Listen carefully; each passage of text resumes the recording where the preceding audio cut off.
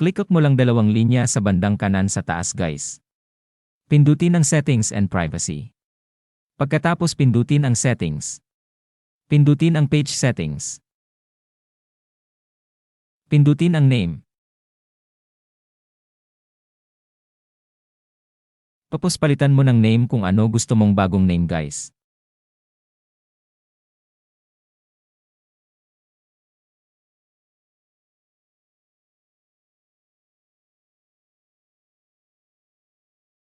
Tapos pindutin mo yung Review Change.